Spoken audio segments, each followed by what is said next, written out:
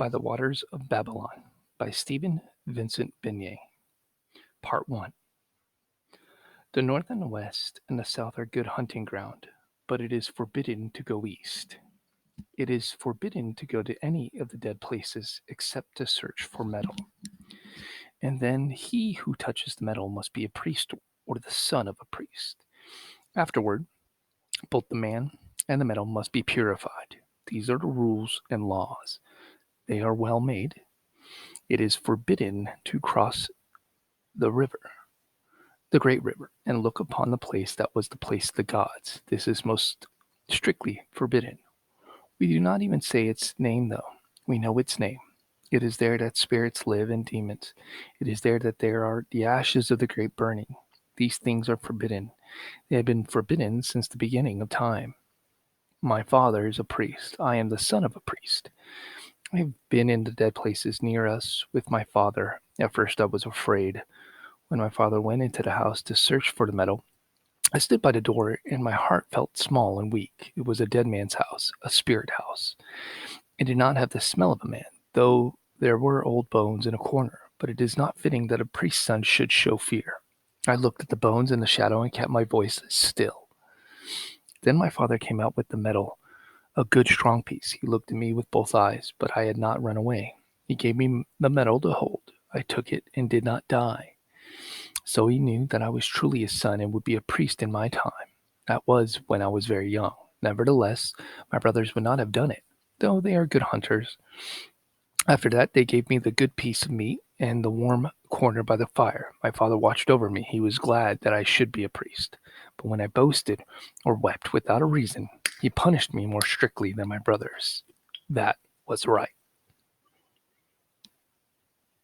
After a time, I myself was allowed to go into the dead houses and search for metal. So I learned the ways of those houses, and if I saw bones, I was no longer afraid. The bones are light and old. Sometimes they will fall into dust if you touch them, but that is a great sin.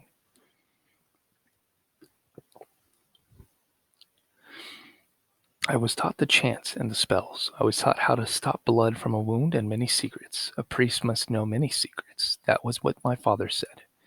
If the hunters think we do all things by chance and spells, they may believe so. It does not hurt them. I was taught how to read in the old books and how to make the old writings. That was hard and took a long time. My knowledge made me happy. It was like a fire in my heart.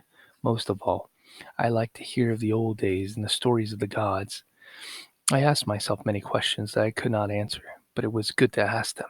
At night, I would lie awake and listen to the wind. It seemed to me that it was the voice of the gods as they flew through the air. We are not ignorant like the forest people. Our women spin wool on the wheel, or priests wear a white robe.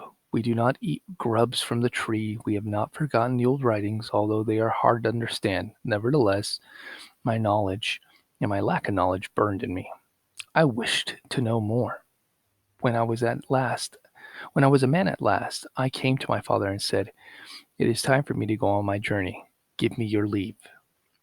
He looked at me for a long time, stroking his beard. Then he said at last, "Yes, it is time." That night, in the house of the priesthood, I asked for and received purification. My body hurt, but my spirit was a cool stone. It was my father himself who questioned me about my dreams. He bade me look into the smoke of the fire and see. I saw and told what I saw. It was what I have always been seeing, a river, and beyond it, a great dead place, and in the gods walking. I have always thought about that. His eyes were stern when I told him he was no longer my father, but a priest. He said, "This is a strong dream." "It is mine," I said.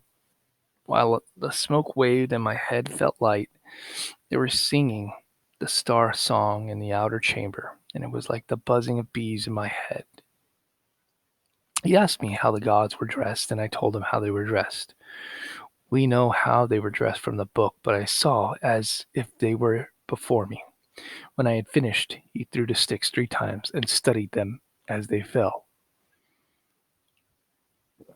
"This is a very strong dream," he said. "It may eat you up." "I am not afraid," I said, and looked at him with both eyes. My voice sounded thin in my ears, but that was because of the smoke. He touched me on the breast and the forehead. He gave me the bow and the 3 arrows. Take them, he said. It is forbidden to travel east. It is forbidden to cross the river. It is forbidden to go to the place of the gods. All these things are forbidden. All these things are forbidden, I said, but it was my voice that spoke and not my spirit. He looked at me again and said, My son, he said, once I had young dreams. If your dreams do not eat you up, you may be a great priest. If they eat you, you are still my son. Now go on your journey. I went fasting, as is the law. My body hurt, but not my heart. When the dawn came, I was out of sight of the village. I prayed and purified myself, waiting for a sign. The sign was an eagle. It flew east. Sometimes signs are sent by bad spirits. I waited again on the flat rock, fasting, taking no food. I was very still. I could feel the sky above me and the earth beneath. I waited till the sun was beginning to sink. Then 3 deer passed in the valley, going east. They did not wind me or see me. There was a white fawn with them, a very great sign. I followed them. At a distance, waiting for what would happen, my heart was troubled about going east. Yet I knew that I must go. My head hummed with my fasting. I did not even see the panther spring upon the white fawn, but before I knew it, the bow was in my hand. I shouted, and the panther lifted his head from the fawn. It is not easy to kill a panther with one arrow, but the arrow went through his eye into his brain. He died as he tried to spring. He rolled over, tearing at the ground. Then I knew I was meant to go east. I knew that was my journey.